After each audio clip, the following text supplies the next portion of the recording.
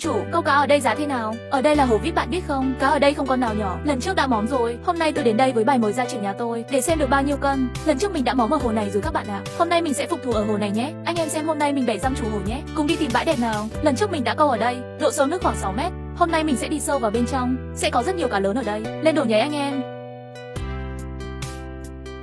Mùi mày tí nào. Vẫn như công thức cũ. Cám cá, tinh mùi, tơ nhện. Hòa trộn nó vào nhau. Sau đó hãy bóp đều, vẫn nhớ xả ổ nhé, để luôn có cá trong tổ. Cho burger thời gian đợi tổ, mình pha một cầu nhé. Một gói bột, thêm một lọ tinh mùi.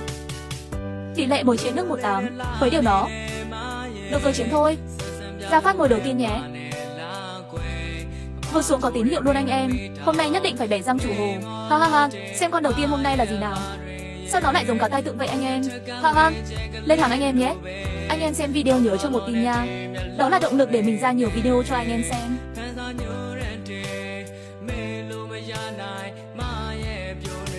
Haha là một con cá chép anh em ạ. Ra rộng thôi nào, cho em nó vào.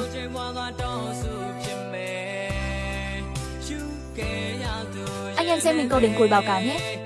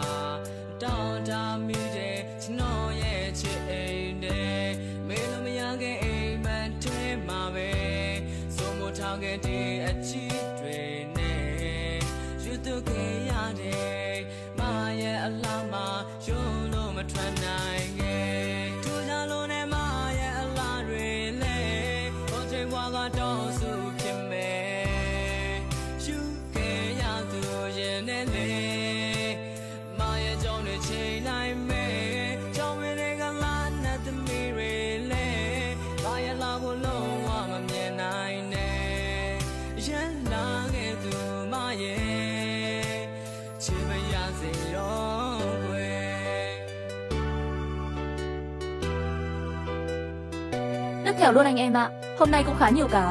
Mình báo cá anh em nhé, để xem hôm nay có bẻ răng được chủ hồ không.